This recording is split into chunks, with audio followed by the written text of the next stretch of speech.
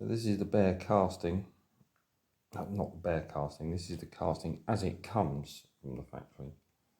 And the finish is pretty shocking. They just slap this stuff on where you can see it.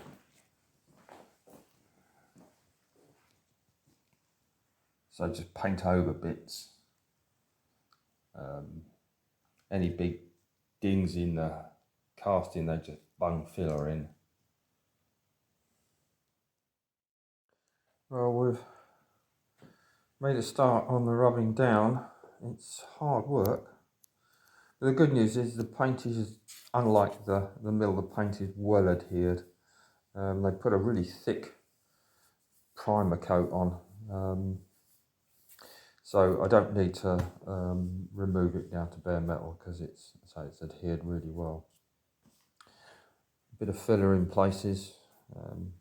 Still got a long way to go. I'm paying particular attention to this inside edge and taking the Dremel and making sure it's really nice and rounded.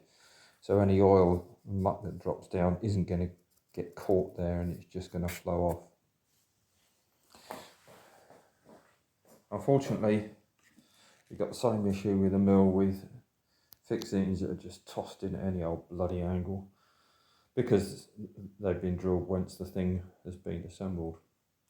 Still, no excuse for that. Now ready for painting.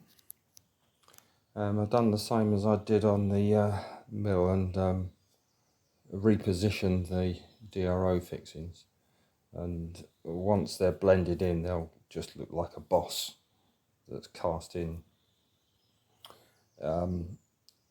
They just put them in the wrong positions. Again, just couldn't be bothered.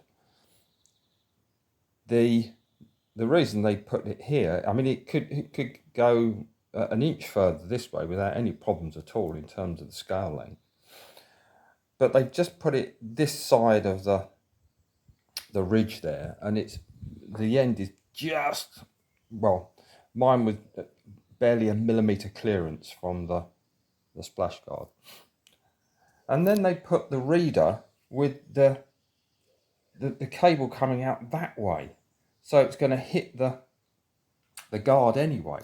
And you can change the cables round to be the other way round. Much better to come out this way where there's lots of room and you're never going to get the carriage that back that far. So it's all been filled and it's all nice and smooth. So the point of that is that anything dropping down is not going to stick.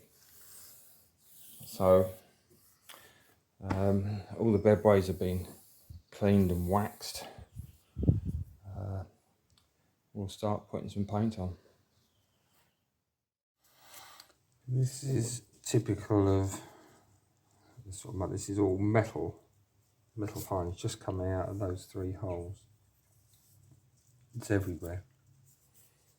One of the oilers is completely buggered.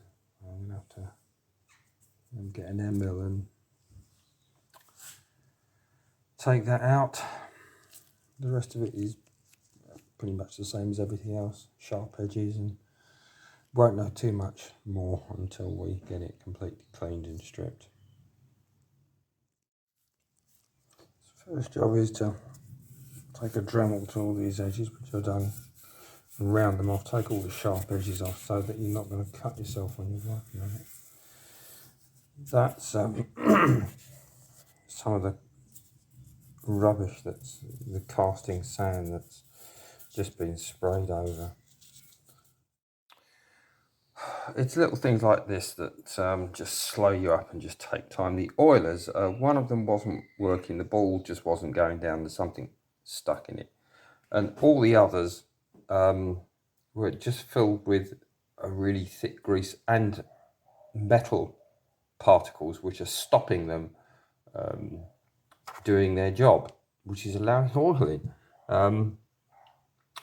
And they're not coming out easily. Only one I was able to get punch out from the other side. These others are going to have to be milled out with an end mill just to clear them before I can put something else in. I may not put oilers back. I might just make a cap so that I can just drop oil down. We'll see. I'll strip the paint and get it on the mill and get that done. You need to be quite aggressive with getting this crud off. It can be quite thick in places. It's a mixture of sand and I'm not sure what, but it can be really quite thick in places. And if you try and just paint over it, it just won't adhere. The mistake I made first was thinking this was red oxide. I don't think it is, but it's got to come off. That's the best thing. So this is all casting sand that's come out of that little pocket. Clicks in the corners, and you need to give it a good going over to get it out. It takes a little while. I just use a diamond tip Dremel in the corners. Still got a bit of work to do on that, but amazing how much sand is still in there.